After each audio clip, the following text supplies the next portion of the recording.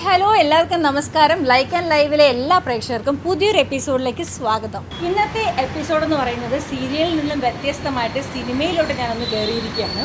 സഹയാത്രിക്ക് സ്നേഹപൂർവ്വം എന്ന മൂവിയിൽ ചൈൽഡ് ആർട്ടിസ്റ്റായിട്ട് വന്നിട്ട് നമ്മുടെ ഏഷ്യാനെറ്റിൽ ഫോർ ദ പീപ്പിൾ എന്ന് പറഞ്ഞ സീരിയലിൽ ഒരു നായകൻ വില്ലൻ എന്നൊക്കെ പറയാം, അങ്ങനെ ഒരു ക്യാരക്ടറൊക്കെ ചെയ്തിട്ട് ഇപ്പോൾ പുതിയ സിനിമയിൽ വന്ന് എത്തി നിൽക്കുകയാണ്. വെറി എന്ന മൂവിയിൽ ശരൺ എന്ന ക്യാരക്ടറായിട്ട് നമ്മുടെ സ്വന്തം ജോ. വെൽക്കം ജോ. ഓക്കെ, അപ്പൊ പുതിയ ഒരു വിശേഷം എന്താണ്?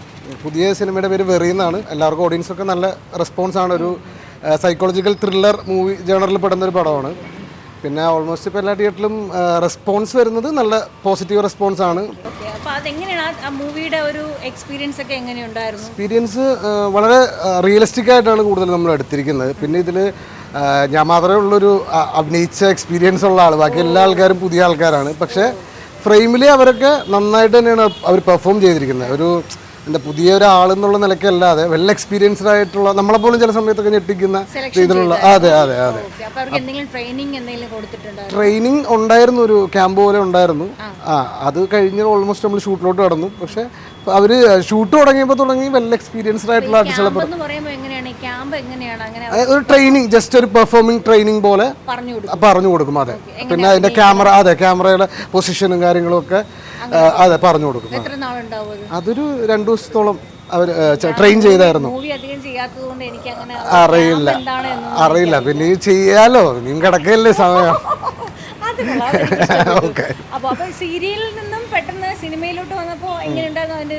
ഞാൻ സിനിമയിൽ നിന്നാണ് സീരിയലിലോട്ട് ആദ്യമായിട്ട് ചെയ്യുന്ന സീരിയൽ കായംകുളം കൊച്ചുണ്ണിയാണ്.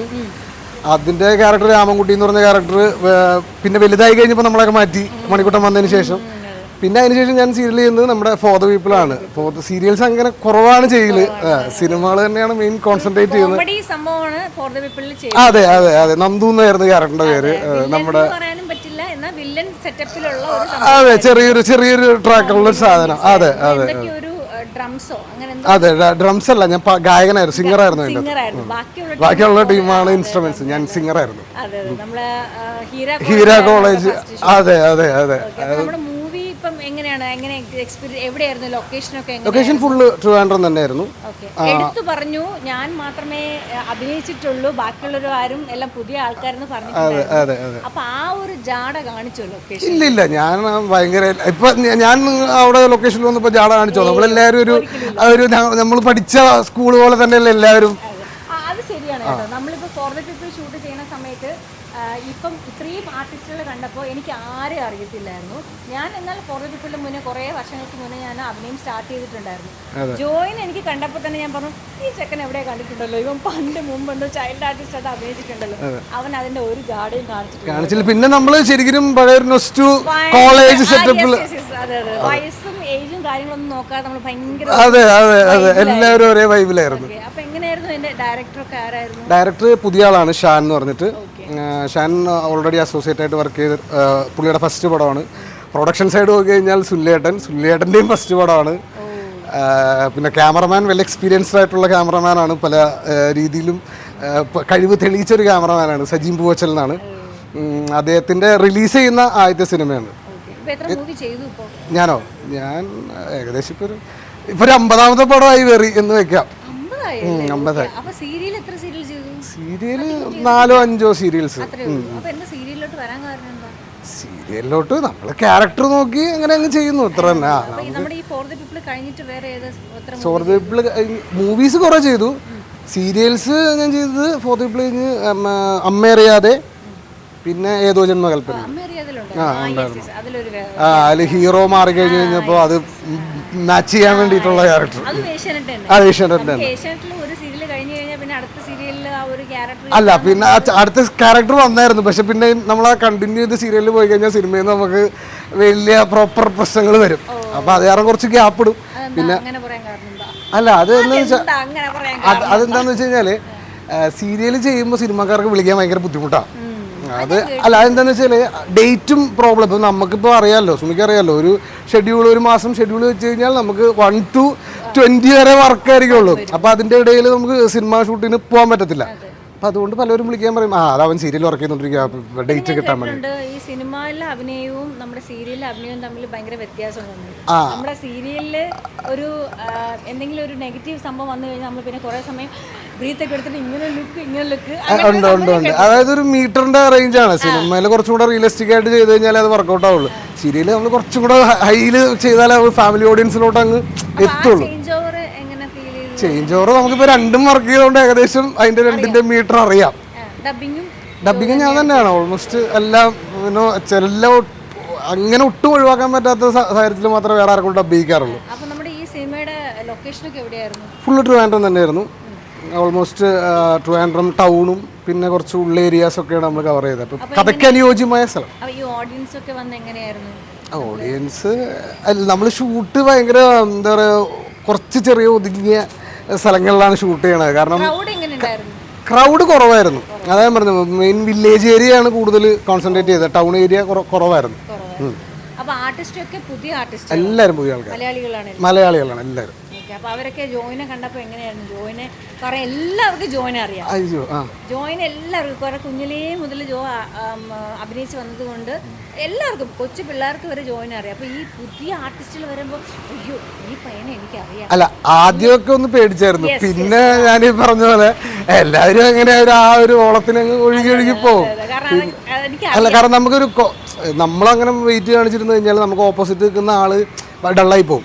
ഇതിപ്പോൾ എനിക്ക് കിട്ടിയ എക്സ്പീരിയൻസ് എന്ന് പറഞ്ഞു കഴിഞ്ഞാൽ ഞാൻ വർക്ക് ചെയ്തൊക്കെ ലെജൻഡറി അമ്പിളിച്ചേട്ടൻ, വേണിച്ചേട്ടൻ, പപ്പു ചേട്ടൻ, അങ്ങനെ എല്ലാവരും വലിയ വലിയ ആർട്ടിസ്റ്റുകളാണ്. അവർ നമ്മളോട് കാണിച്ചൊരു ഇന്നസെൻ്റ് ചേട്ടൻ, അവർ നമ്മളോട് കാണിച്ചൊരു ഇതുണ്ട്. കാരണം നമ്മൾ പേടിച്ചിരിക്കുന്ന സമയത്ത് അവർ വിളിച്ചിട്ട് മാറിക്കണം എന്താ ആ ഒരു ഇത് തന്നെയാണ് അവർ പഠിപ്പിച്ചു തന്നൊരു എക്സ്പീരിയൻസ് ആണ് നമ്മൾ അവരോടും. അമ്പിളിച്ചേട്ടൻ ഫേമസ് എന്ന് പറഞ്ഞു കഴിഞ്ഞാൽ മീരയുടെ വെക്കുമ്പോഴത്തേനും സ്വപ്നത്തിനും മാമ എൻ്റെ കാശ മാമ, അതൊരു ഭയങ്കര ഹിറ്റ് സീനായിരുന്നു അത്. അതെ, പിന്നെ തീർച്ചയായിട്ടും അതാണ് പറഞ്ഞത്. എനിക്ക് എല്ലാ ലെജൻസിൻ്റെ ഓൾമോസ്റ്റ് ഞാൻ ഒരു 95% ലെജൻസിൻ്റെ കൂടെ ഞാൻ വർക്ക് ചെയ്തിട്ടുണ്ട്. അത് അയ്യോ അങ്ങനെ നമ്മൾ എത്തിപ്പെട്ടതാണ്. അങ്ങനെ നമ്മൾ ആദ്യം അല്ല അങ്ങനെയല്ല, നമ്മൾ ഷൂട്ട് കാണാൻ പോയതാണ്. നമ്മൾ ഷൂട്ട് കാണാൻ പോയി കഴിഞ്ഞപ്പോൾ ഫസ്റ്റ് അവിടെ എന്താ നോക്കി വെക്കണേന്ന് ചോദിച്ചിട്ട് എന്നെ ആദ്യം കൊണ്ട് ഫ്രെയിമിൽ ആദ്യത്തെ പടം വാഴുന്നവരാണ്. അതെ, അപ്പോൾ അവിടെ ഞാൻ ഷൂട്ട് കാണാൻ പോയതാണ് ആക്ച്വലി. അപ്പോൾ അവിടെ ഒരു പിള്ളേരുടെ സെക്ഷൻ്റെ ഗ്യാങ് ഉണ്ട്. അപ്പോൾ അവിടെ ഡയറക്ടർ വന്ന് ജോഷി സാർ വന്നിട്ട് അവിടെ എന്താ പയ്യൻ പെരുമാറിയിരിക്കുന്നത്, അപ്പോൾ ഇതിനെ പിടിച്ച് ഫ്രെയിമിൽ എടുത്തു. അതാണ് എൻ്റെ ഫസ്റ്റ് ഫ്രെയിമിൽ കൊണ്ടുവന്ന് നിർത്തുന്നത്. അത് കഴിഞ്ഞിട്ടാണ് അതിൻ്റെ കൺട്രോൾ വിളിച്ചിട്ട് പുരസ്കാരം ചെയ്യുന്നത്. പുരസ്കാരം അതില് വിശാൽ ആയിരുന്നു. അന്ന് അവന് സ്റ്റേറ്റ് അവാർഡ് കിട്ടിയായിരുന്നു. അല്ല, മലയാളം വിശാൽ. മലയാളത്തിലെ പറഞ്ഞു കഴിഞ്ഞാൽ മനസ്സിലാവും, ഫ്രണ്ട്സിലൊക്കെ മറ്റേ ജയറാമേട്ടൻ്റെ ചെറുപ്രായം ചെയ്ത. അപ്പോൾ അറിയുള്ളൂ. ഓക്കെ, അപ്പോൾ തമിഴ്നാടൻ അത്രയ്ക്ക് പോകണ്ട. കാരണം എൻ്റെ ഏജ് അല്ലല്ലോ പുള്ളിക്ക്. അത് കഴിഞ്ഞിട്ട് അതിന്റെ എക്സിക്യൂട്ടീവ് ആണ് സഹയാത്രിക സേവർ. അങ്ങനെ ഓരോ കണക്ട് ചെയ്ത് വരെ എത്തി. ഇല്ലായിരുന്നു. ഇപ്പൊ പക്ഷെ നമ്മൾ ഇതിന്റെ ഒരു ആസ്വദിച്ച് തുടങ്ങി കഴിഞ്ഞപ്പോൾ നമ്മളിപ്പോൾ കൂടുതൽ കുറച്ചുകൂടെ, അന്നേരം നമുക്കത് അറിയേണ്ട കാര്യമില്ല. അഭിനയിക്കുക, ക്ലാസ്സിൽ പോകാതിരിക്കുക, അതായിരുന്നു എൻ്റെ ആ സമയത്ത് മെയിൻ അറ്റംപ്റ്റ്. കാരണം ഷൂട്ടുണ്ടെങ്കിൽ ക്ലാസ്സിൽ പോകണ്ടല്ലോ.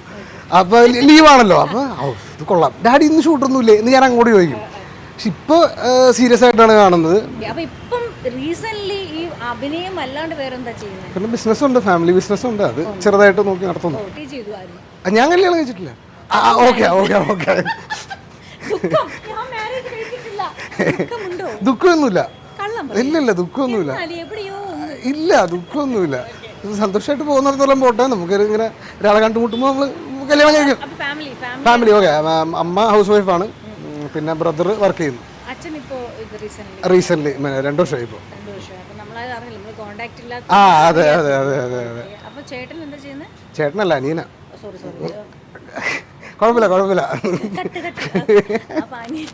അനിയൻ ഇപ്പോൾ പ്യൂരാമേറ്റ് എന്ന് പറഞ്ഞ കമ്പനിയിൽ വർക്ക് ചെയ്യുന്നു. കേരള ഹെഡാണ്. ഫാമിലിയൊക്കെ ആവണം. സമയം എല്ലാത്തിനും അതിൻ്റെ സമയമില്ല. സമയം അതാണ് പറഞ്ഞത്. മനസ്സിലുള്ള ആളുടെ അതെ അതെ പറയാം. അത് നമുക്ക് സമയമാകുമ്പോൾ പറയാം. അതൊക്കെ ഉണ്ട്. അതൊക്കെ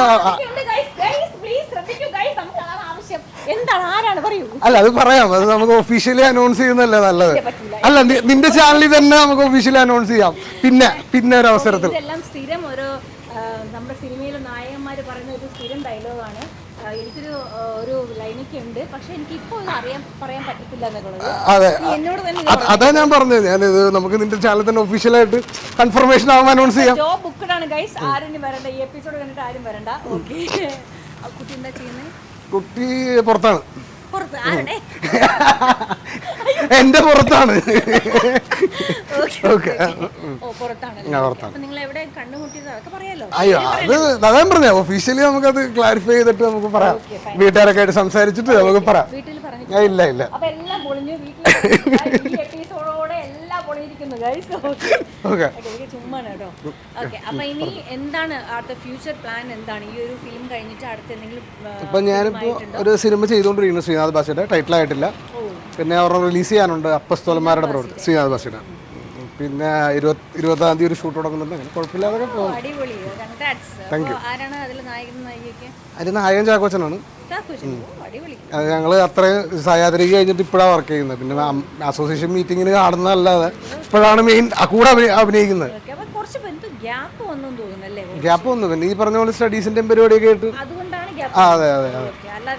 പിന്നെ സീരിയൽ പറയുമ്പോൾ ഞാൻ പറഞ്ഞില്ലേ, ഇപ്പോൾ അത്രയും ഗ്യാപ്പ് അങ്ങ് പോവും. അതെ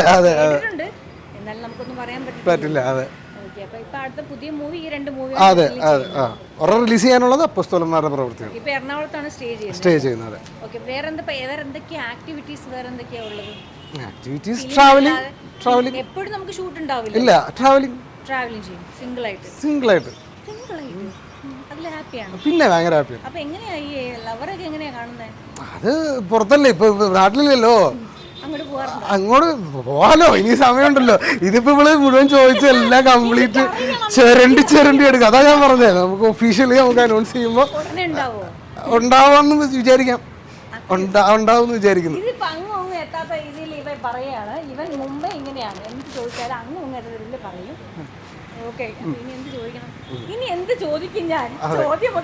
പോയി അതെ, പഴയ കൂട്ടുകാരെ കണ്ടുപിടിയപ്പോഴേക്കാ. അതെ, സത്യം പറഞ്ഞാൽ ഇവനാണെന്ന് പറഞ്ഞപ്പോ ഞാൻ മനസ്സിൽ വിചാരിച്ചു ഇവൻ ഞാനാണെന്ന് അറിഞ്ഞു ഓൾറെഡി അറിഞ്ഞു. അപ്പൊ ഞാൻ അങ്ങോട്ട് പറഞ്ഞു, ഞങ്ങൾ ഓൾറെഡി വർക്ക് ചെയ്തിട്ടുണ്ട്. അതെ, കുറച്ച് സമയത്തിന് മുന്നെയാണ് ജോ ആണെന്ന് പറഞ്ഞു, സിനിമയിലുള്ള ഒരു പയ്യനാണ്, ഇങ്ങനെയാണ്, നായകനാണെന്നൊക്കെ പറഞ്ഞു. അപ്പൊ ഇത് ആളാണ്. ഞാൻ ആ പടത്തിലെ നായകനല്ല, സിനിമയിൽ അഭിനയിച്ച ഒരു നായകനാണ്, അങ്ങനെയാണ് പറഞ്ഞത്. പേര് പറയുന്നില്ല കേട്ടോ. എന്നിട്ട് ഫോട്ടോ അയച്ചപ്പോ അയ്യോ ജോ ആണോ, ജോ എനിക്ക് നേരത്തെ അറിയാമെന്ന് ഭയങ്കര എക്സൈറ്റഡ് ആയിരുന്നു. അറിയാവുന്ന ഒരാളെ നമ്മൾ ഇന്റർവ്യൂ എടുക്കുന്നതും അല്ലേ, അല്ലാത്ത ഒരാൾ ഇന്റർവ്യൂ എടുക്കുന്നത് രണ്ടും. അതെ, മറ്റേത് ഭയങ്കര ഫോർമൽ ആയി പോകും. ഇവർ രണ്ടുപേരും അങ്ങോട്ടും ഇങ്ങോട്ടും കുറച്ച് കുശലാന്വേഷണം നടത്തി, അത്രേ ഉള്ളൂ. ഇപ്പൊ കുറെ ക്വസ്റ്റ്യൻസ് ഞാൻ ചോദിച്ചു, വീട്ടിൽ ആരൊക്കെ ഉണ്ട്, അതൊക്കെ ഞാൻ ചോദിച്ചു.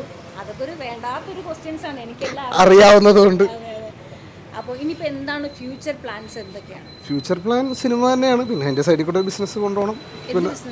പിന്നെ ഞാൻ ഷോപ്പുകളുണ്ട്, പിന്നെ മെഷീനറിയുടെ എക്യുപ്മെന്റ്സ് ഒക്കെ. അതെ, ഫാദറായിട്ട് തുടങ്ങിയതാണ്. ഇപ്പോൾ ഫാദർ പോയതിനു ശേഷം നമ്മൾ ചെയ്യുന്നു അവിടെ തന്നെ, നാട്ടിൽ തന്നെ, എറണാകുളം തന്നെ. കുഴപ്പമില്ല. അങ്ങനെ പിന്നെ എല്ലാം കൂടെ അഭിനയം വരുമ്പോൾ നമ്മൾ സൈഡിൽ നമ്മൾ അതാണല്ലോ മെയിൻ. ഉണ്ട് ക്യാരക്ടർ. അതുണ്ട്, അത് ചെയ്യാറുണ്ട്. ഇപ്പൊ ഉണ്ട്. ഇപ്പൊ അതിന്റെ ഒരു മേക്ക് ഓവറിലാണ് ഇപ്പൊ കുറച്ച് തടി കുറച്ചത്. ഇപ്പൊ ഞാൻ പറഞ്ഞില്ലേ തുടങ്ങാൻ പോകുന്ന സിനിമ. അത് ക്യാരക്ടർ എനിക്ക് റിവീൽ ചെയ്യാനുള്ള പെർമിഷൻ ഇല്ല. അതങ്ങനെ ഒരു സസ്പെൻസ് ക്യാരക്ടറാണത്. ഗസ്റ്റ് റോൾ അല്ല, അത് ക്യാരക്ടറെ കുറിച്ച് ഡീറ്റെയിൽഡ് പറയാൻ പാടില്ല എന്നാണ് പറഞ്ഞത്. അതെ മസ്റ്റായിട്ട് കാണണം. അല്ല, ഏത് വെറിയുടെ കാര്യമാണോ അല്ലെങ്കിൽ ഇപ്പൊ നെക്സ്റ്റ്? ഇതോ റിലീസായ ക്യാരക്ടർ എന്ന് പറഞ്ഞാൽ ശരണ്ണാണ്. ആള് ഒരു എന്താ പറയുക, ഒരു കോളനി ഏരിയയിലുള്ള ജീവിക്കുന്ന ചെറിയ തരികടയൊക്കെ ആയിട്ട് പോകുന്ന എൻ്റെ ഒറിജിനൽ ക്യാരക്ടറായിട്ട് ഒരു ബന്ധമില്ലാത്തൊരു ക്യാരക്ടർ.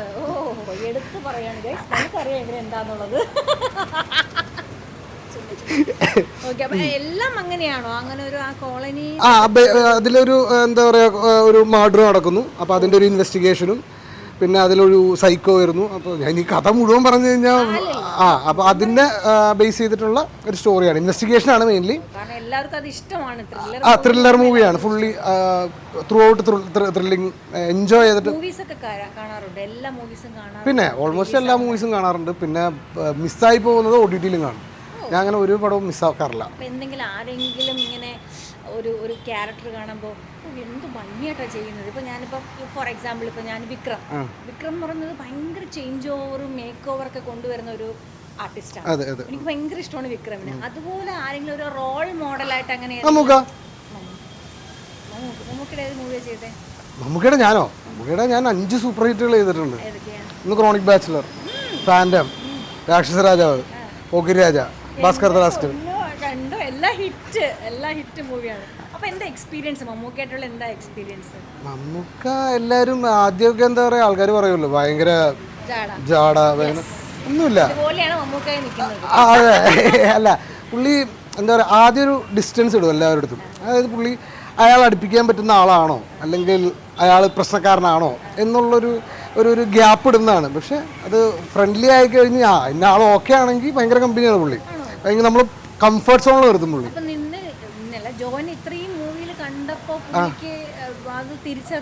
പിന്നെ നമ്മൾ മീറ്റിങ്ങിനൊക്കെ പോകുന്നല്ലേ.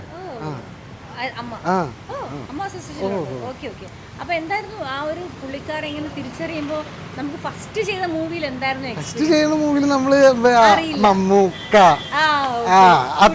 അത്രേ ഉള്ളൂ. നമ്മളിപ്പോ ലാലേട്ടൻ്റെ കൂടെ അഭിനയിച്ചാലും മമ്മൂക്കയുടെ കൂടെ ആയാലും സുരേഷ് ചേട്ടൻ്റെ കൂടെ ഓക്കെ. ഞാൻ എന്റെ ക്ലാസ് കട്ട് ചെയ്യാനുള്ള ഇതല്ലേ മെയിൻ നോക്കുള്ളൂ.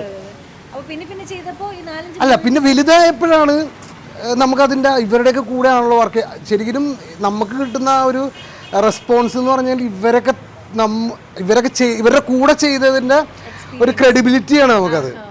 കാരണം ഇത്രയും ഇവരുടെ കൂടെ ഇപ്പോൾ പുതിയ പിള്ളേരും ചേട്ടനൊക്കെ എന്ത് പുതിയ അഭിനയിച്ചിട്ട് ഇപ്പോൾ സ്റ്റാറായിരിക്കുന്ന ആൾക്കാർ വരെ പറയും. കാരണം അത്രയും ലെജൻസിൻ്റെ കൂടെയാണല്ലോ ചേട്ടൻ വർക്ക് ചെയ്തത്. ജോയിനെ കണ്ടപ്പോഴേ നമ്മൾ ഇത്രയും പുതുമുകളുടെ കൂടെ ഈ ഒരു ചെക്കനോ ഭയങ്കര ജാടയായിരിക്കും എന്നൊക്കെയാണ് സീരിയസ്ലി നമ്മൾ അങ്ങനെയാണ് പറഞ്ഞത്.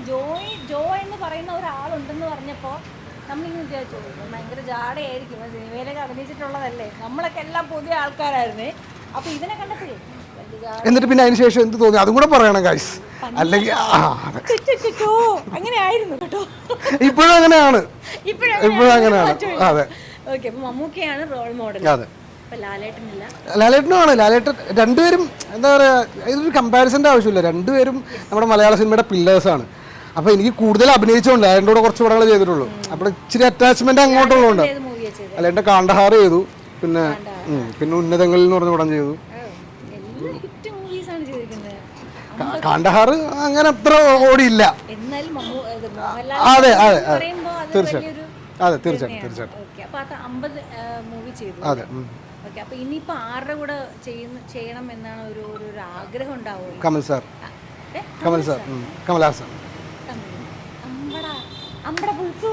Kamal Haasan not a point.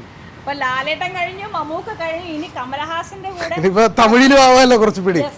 കമൽഹാസന്റെ കൂടെ കമൽഹാസൻ സാറിന്റെ കൂടെ പെർഫോം ചെയ്യണമെന്നാണ് നമ്മുടെ ജോയുടെ ഏറ്റവും വലിയ ആഗ്രഹം. അതെന്തായാലും നടക്കട്ടെ. അപ്പൊ ഇപ്പോഴത്തെ മൂവി വളരെ ഹിറ്റായിട്ട് പോയിക്കൊണ്ടിരിക്കുകയാണ്. അപ്പോൾ എല്ലാവരും ആ മൂവി കാണുക. വെറി എന്നാണ് മൂവിയുടെ പേര്. ഇപ്പൊ തിയേറ്ററുകളിൽ ഓടുന്നുണ്ട്. ഉറപ്പായിട്ട് ഞാൻ ഈ മൂവി കാണുന്നതായിരിക്കും. കണ്ടിട്ട് അതിന്റെ അഭിപ്രായവും ഞാൻ നിന്നെ അറിയിക്കുന്നതായിരിക്കും. മൂവി എനിക്ക് ഭയങ്കര ഇഷ്ടമാണ്. അപ്പോൾ നമ്മുടെ ജോയുടെ കുറേ വിശേഷങ്ങൾ നമ്മൾ അറിഞ്ഞു, സിനിമയുടെ വിശേഷങ്ങൾ അറിഞ്ഞു. അപ്പോൾ ഞാൻ കണ്ടതിൽ ഭയങ്കര സന്തോഷമാണ് കേട്ടോ. കുറേ ഗ്യാപ്പിന് ശേഷമാണ് ഞാൻ ജോയിനെ കാണുന്നത്. യാതൊരു മാറ്റവും ജോയ്ക്ക് സംഭവിച്ചിട്ടില്ല, ഒരു മാറ്റവും ഇല്ല. Same like. ഓക്കെ, അപ്പോൾ താങ്ക് യു സോ മച്ച്. അപ്പോൾ ഇന്നത്തെ എപ്പിസോഡ് എല്ലാവർക്കും ഇഷ്ടപ്പെട്ടു എന്ന് വിചാരിക്കുന്നു. ലൈക്ക് ആൻഡ് ലൈവിലെ എല്ലാ പ്രേക്ഷകരും സബ്സ്ക്രൈബ് ചെയ്യാത്തവർ സബ്സ്ക്രൈബ് ചെയ്യുക, ലൈക്ക് ചെയ്യുക, ഷെയർ ചെയ്യുക, താഴെ കാണുന്ന ബെല്ലൈക്കൺ അടിച്ചു പൊട്ടിക്കുക.